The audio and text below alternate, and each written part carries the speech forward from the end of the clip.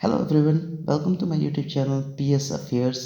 Hope so कि आप सभी अच्छे होंगे और आप सब अपनी तैयारियों में लगे हुए होंगे दिन रात। और आज के इस सेशन को शुरू करने से पहले एक अंग्रेजी कहावत है या आप कह सकते हो इंग्लिश सेइंग है कि if you want to be successful you must respect to one rule, never lie to yourself. अगर आपको सफल बनना है तो आपको एक बात हमेशा याद रखनी पड़ेगी और वो बात है खुद से कभी भी झूठ नहीं बोलना। आप जो भी काम करें वह खुद से पूरी ईमानदारी के साथ करें। तो दोस्तों, इसी के साथ बढ़ते हैं हम अपने सेशन की ओर। और आज के सेशन में जितने इंपॉर्टेंट क्वेश्चन बन सकते हैं जो एग्ज़ाम पॉइंट ऑफ व्यू से इम्पोर्टेंट हैं उन सबको हमने इस सेशन में रखा है। तो इस सेशन की शुरुआत करने से पहले हम करेंगे एक रिवीजन, क्विक रिवीजन। तो दोस्तों, पहला जो क्वेश्चन है वो है, हाल में कौन सा देश अंतर्राष्ट्रीय सौर संगठन का 102वां हस्ताक्षरकर्ता सदस्य बना है? तो इसका जो आंसर है वो है एंटीगुआ एंड बारबूडा। अगला क्वेश्चन है, हाल में किस राज्य के शासित प्रदेश में लोसर महोत्सव मनाया गया था? लोसर महोत्सव मतलब तिब्बती नववर्ष, ये मनाया गया था लद्दाख में। हाल में दक्षिण अफ्रीका या नमीबिया से भारत में 12 से 14 चीतों को लाया गया है। ये किस राष्ट्रीय उद्यान में रखे जाएंगे? तो ये रखे जाएंगे कूनो पालपुर राष्ट्रीय उद्यान, जो कि आपका मध्य प्रदेश में है। हाल में किसने United nation security council counter terror के अध्यक्ष के रूप में पदभार ग्रहण किया है? तो ये है टी.एस. त्रिमूर्ति। अगला क्वेश्चन है, हाल में कौन सा राज्य एलपीजी सक्षम एवं धूम्रपान मुक्त राज्य घोषित किया गया? तो ये है आपका हिमाचल प्रदेश। अब बढ़ते हैं अपने पहले इस सेशन के पहले क्वेश्चन की ओर। और पहला क्वेश्चन है, हाल में रेल मंत्री द्वारा जीरीबाम अगरतला जनशताब्दी एक्सप्रेस रेलगाड़ी को हरी झंडी दिखाकर रवाना किया गया। वह त्रिपुरा एवं किस राज्य के मध्य पहली रेलगाड़ी होगी? तो दोस्तों, जहाँ पे ये वर्ड आ जाता है पहला, वो इटसेल्फ क्वेश्चन अपने आप बहुत बहुत इंपॉर्टेंट बन जाता है। तो दोस्तों, जो इसका राइट आंसर है वो है ऑप्शन नंबर 1, मणिपुर। मणिपुर के मध्य ये पहली और रेलगाड़ी होगी, त्रिपुरा और मणिपुर के मध्य। रेल मंत्री अश्विनी वैष्णव ने वीडियो कॉन्फ्रेंसिंग के जरिए अगरतला जिरीबाम अगरतला जनशताब्दी एक्सप्रेस रेलगाड़ी को हरी झंडी दिखाकर रवाना किया था। ये त्रिपुरा और मणिपुर को जोड़ने वाली पहली रेलगाड़ी है। इस अवसर पर रेल मंत्री ने कहा कि रेलगाड़ी को पूरे पूर्वोत्तर के परिवहन, पर्यटन और व्यापार को बढ़ावा मिलेगा। और इस दौरान त्रिपुरा के मुख्यमंत्री विप्लव कुमार देव, मणिपुर के मुख्यमंत्री एन वीरेन सिंह एवं कई नेता वीडियो कॉन्फ्रेंसिंग के जरिए इस समारोह में मौजूद रहे थे। बढ़ेंगे दोस्तों अगले क्वेश्चन की ओर। और अगला क्वेश्चन है, कौन सा प्रदेश तीसरे जल पुरस्कार 2020 की में राज्य श्रेणी में प्रथम स्थान पर रहा है? तो दोस्तों बताता चलूँ, डिपार्टमेंट ऑफ वाटर रिसोर्सेज, जो हमारा जल शक्ति मंत्रालय है, उसके द्वारा ये पुरस्कार दिया गया है। और जो थर्ड नेशनल वाटर अवार्ड 2020 थे, इसमें जो पहले स्थान पर जो राज्य रहा है वो है उत्तर प्रदेश।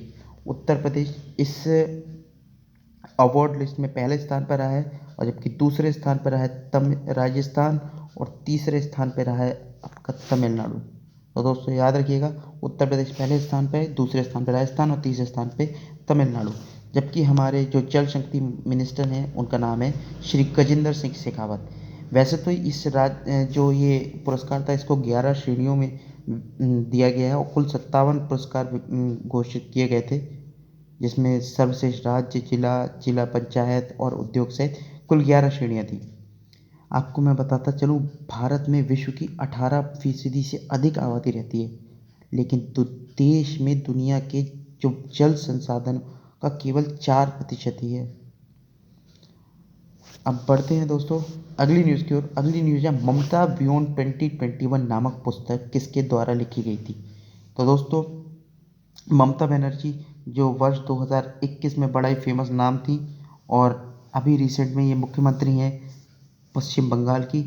और इसी पश्चिम बंगाल में वर्ष 2021 में चुनाव हुए थे, और इसी चुनाव को लेकर कि कैसे भारतीय जनता पार्टी को पश्चिम बंगाल में हार का सामना करना पड़ा था, इसी पर ये बुक आधारित है। और जो जो कि ममता बनर्जी ने स्वयं जिसका विमोचन किया था 5 जनवरी 2022 को। और इसके जो लेखक हैं ममता बियॉन्ड 2021 के, उनका नाम है जयंत घोषाल। नमिता गोखले कौन है? तो इनको साहित्य अकेडमी अवार्ड इंग्लिश में दिया गया है। तुषार कपूर की एक बुक है बैचलर डेड। जबकि लीन मोई फूकन कौन है, तो इनको 56वां ज्ञानपीठ पुरस्कार से सम्मानित किया गया है। तो दोस्तों जो इस क्वेश्चन का राइट आंसर था वो था जयंत घोषाल, जिन्होंने ममता बियॉन्ड 2021 लॉन्च की थी। जबकि इसको जो पब्लिकेशन हाउस है उसका नाम है हार्पर कॉलिंस पब्लिशर्स इंडिया। बढ़ते हैं अगली न्यूज़ की ओर। Gandhi's assassin the making of Nathuram Godse and his idea of India किताब किसके द्वारा लिखी गई थी? तो दोस्तों नाथुराम गोडसे वही हैं जिन्होंने महात्मा गांधी जी को गोली मारकर मारा था, और इसी पर यह किताब लिखी गई है। और जो इस किताब के जो लेखक हैं वो हैं धीरेंद्र झा। याद रखिएगा, धीरेंद्र झा एक दिल्ली बेस्ड जर्नलिस्ट हैं जिन्होंने एक किताब लिखी है, और उन्होंने अपनी इस किताब में बताया था कि नाथुराम गोडसे का आइडिया क्या था, कि कैसे वो कैसा भारत चाहते थे। और आप अगर देखेंगे आगे तो इस बुक का ये जो फ्रंट पेज है, कवर पेज। पढ़ते हैं अगली न्यूज़ की ओर। Student startup and innovation policy SSIP 2.0 किस राज्य सरकार द्वारा लॉन्च की गई? चार ऑप्शन हैं आपके सामने, और जो इसका राइट आंसर है वो है गुजरात। गुजरात के मुख्यमंत्री भूपेंद्र पटेल और जो शिक्षा मंत्री हैं जीतू पधानी, उन्होंने राज्य सरकार में student startup and innovation 2.0 launch किया गया है। इस प्रोग्राम को एकेडमिक संस्थानों के अंतर्राष्ट्रीय सम्मेलन में नवाचार में स्कूली बच्चों को आर्थिक रूप से समर्थन देने के उद्देश्य से लॉन्च किया गया है। मतलब एक तरह से ये मॉनेटरी रूप से जो फ़ायदा देना है स्कूली बच्चों को, उसके लिए ये जो प्रोग्राम है लॉन्च किया गया है। और इस प्रोग्राम का जो फ़ायदा है वो 35 वर्ष तक की आयु के किसी व्यक्ति को सहायता प्रदान की जा सकती है। जो एक इम्पॉर्टेंट जो इसकी कंडीशन वो ये है कि वो स्कूली छात्र हो या एक व्यावसायिक डिप्लोमा, स्नातक, स्नातकोत्तर या डॉक्टरेट छात्र हो। ठीक है, तो इसका जो शुरुआत की है वो की है गुजरात सरकार द्वारा। अब गुजरात के बारे में बता दूं, गुजरात के जो मुख्यमंत्री हैं वो हैं आचार्य देवव्रत, गुजरात के CM भूपेंद्र पटेल।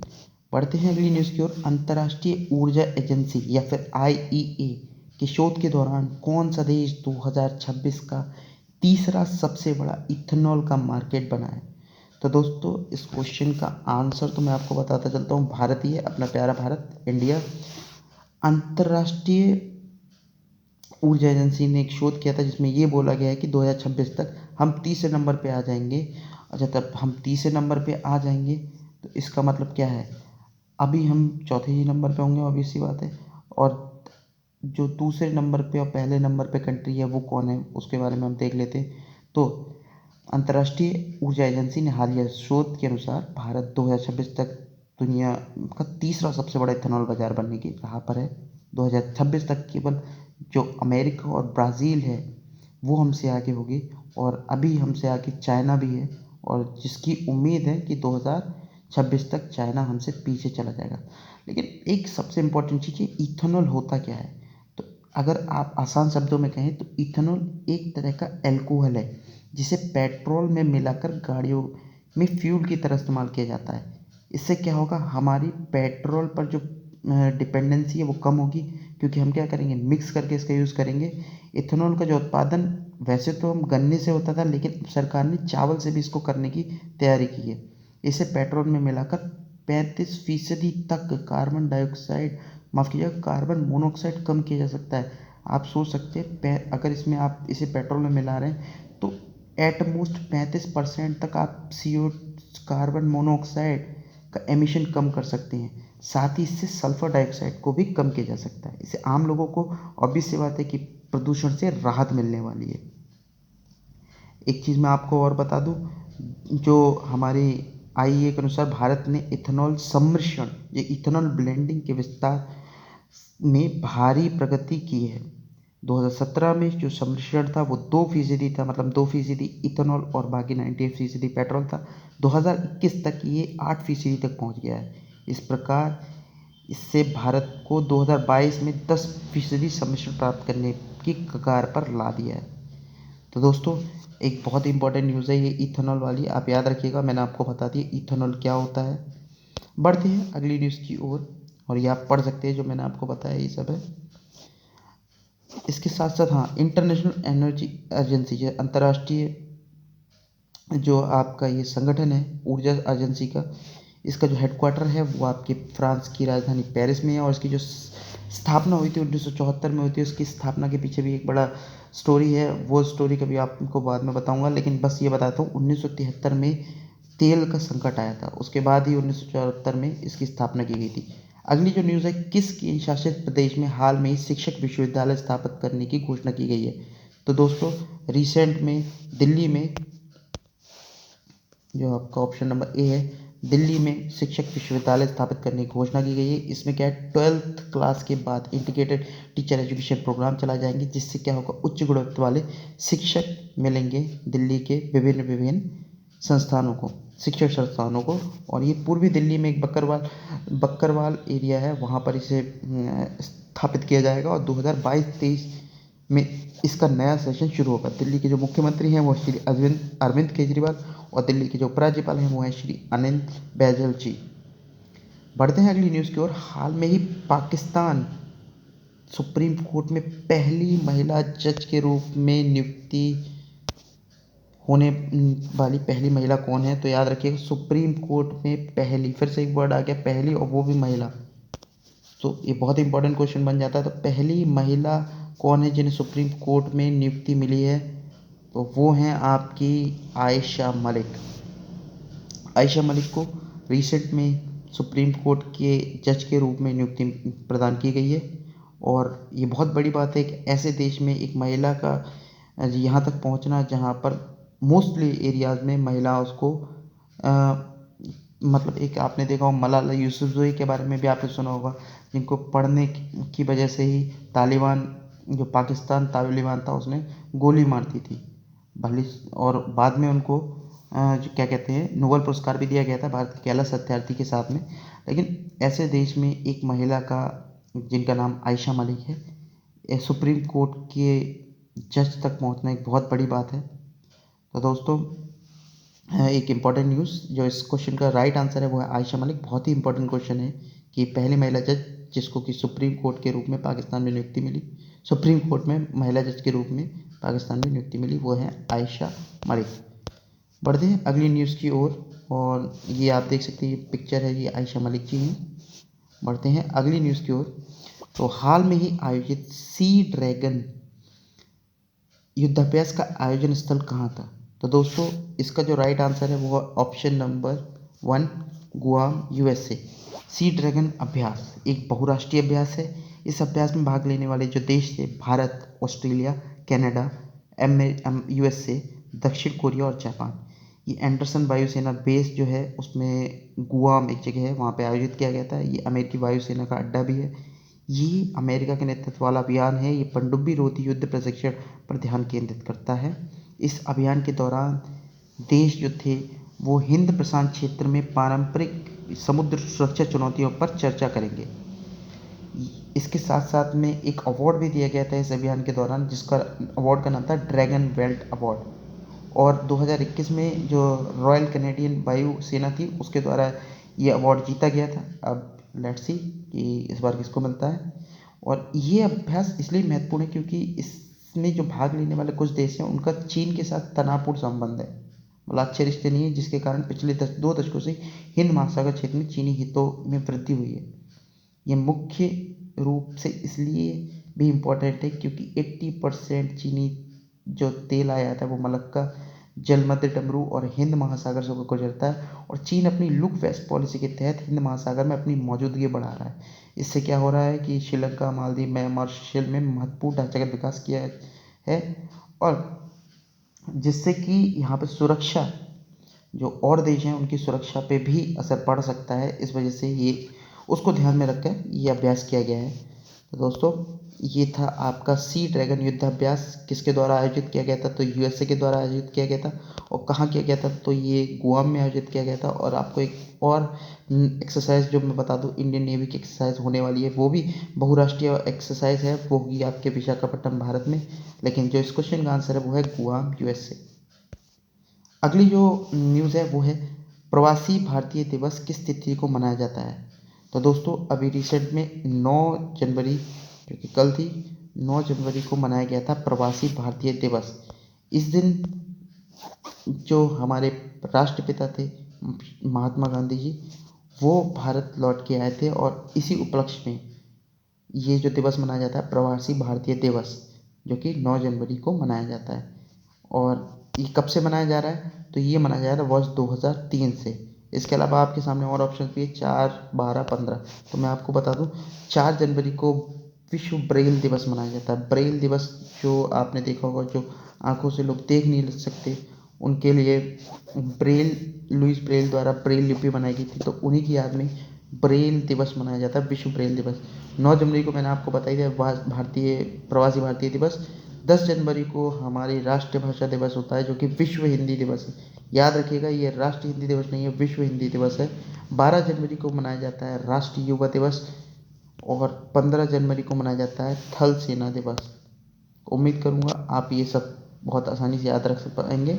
बढ़ते अगली न्यूज़ की ओर। किस राज्य सरकार ने राज्य के कर्मचारियों को रिटायरमेंट की आयु 60 से बढ़ाकर 62 वर्ष किया है? जो इसका राइट आंसर है वो है आपके सामने आंध्र प्रदेश। तो दोस्तों, आंध्र प्रदेश सरकार द्वारा रिसेंट में जो सरकारी कर्मचारी थे, जो राज्य सरकार के कर्मचारी थे, उनकी आयु को 60 वर्ष से बढ़ाकर 62 वर्ष कर दिए। आंध्र प्रदेश के मुख्यमंत्री हैं YS जगनमोहन रेड्डी। बढ़ते हैं अगली न्यूज़ की ओर। हाल में किस क्रिकेटर को बैंक ऑफ बड़ौदा का ब्रांड एंडोर्सर बनाया गया है? तो ब्रांड एंडोर्सर बनाया गया है आपके शेफाली वर्मा को। ऑप्शन नंबर 1 इस क्वेश्चन का राइट आंसर है शेफाली वर्मा को। ये आप देख सकते हैं, शेफाली वर्मा को बनाया गया है ब्रांड एंडोर्सर। भारत का पहला ओपन रॉक संग्रहालय का उद्घाटन कहाँ किया गया? तो दोस्तों, भारत का पहला ओपन रॉक संग्रहालय का उद्घाटन किया गया है आपके हैदराबाद में। हैदराबाद में हमारे जो केंद्रीय विज्ञान और प्रौद्योगिकी मंत्री डॉक्टर जितेंद्र सिंह थे, उन्होंने हैदराबाद की राजधानी में पहले ओपन रॉक संग्रहालय का उद्घाटन किया। इस संग्रहालय में खासियत यह है कि 35 विभिन्न प्रकार के पत्थर या चट्टानों को प्रदर्शित किया गया है, जिनकी उम्र 3.3 मतलब 3.3 बिलियन वर्ष से लेकर पृथ्वी के इतिहास के लगभग 55 मिलियन वर्ष तक की है। तो बहुत ही एक इम्पोर्टेंट ये न्यूज़ है, आप याद रखिएगा। जो इसका राइट आंसर है वो क्या है? हैदराबाद। मतलब हैदराबाद में उद्घाटन किया गया है ओपन रॉक संग्रहालय का। और किसके द्वारा?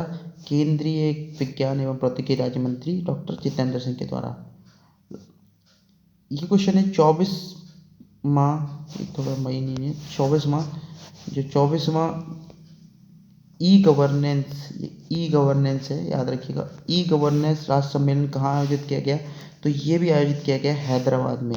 और इसका उद्घाटन भी किया था हमारे केंद्रीय विज्ञान एवं प्रौद्योगिकी मंत्री डॉक्टर जितेंद्र सिंह जी ने। और ये ई गवर्नेंस जो 24वां जो सेशन था। तो दोस्तों, उम्मीद करूँगा आपको आज का ये सेशन पसंद आया होगा, और अगर पसंद आया हो तो प्लीज़ लाइक करें। अगर आपने अब तक चैनल को सब्सक्राइब नहीं करा है तो चैनल को सब्सक्राइब करें। ऐसे ही इम्पोर्टेंट करंट अफेयर के साथ साथ अब बहुत जल्द ट्रिक्स के वीडियोस भी आने वाले हैं, तो उनके लिए, उनको पाने के लिए आप इस चैनल को सब्सक्राइब के साथ जो घंटी का जो बटन होता है उसको आप दबा दें, ताकि जल्दी से जल्दी आपको ये जो हमारे कंटेंट है चैनल का वो आपको प्राप्त हो सके। उम्मीद करूँगा आपको आज अच्छा लगा होगा। Thank you, have a nice day.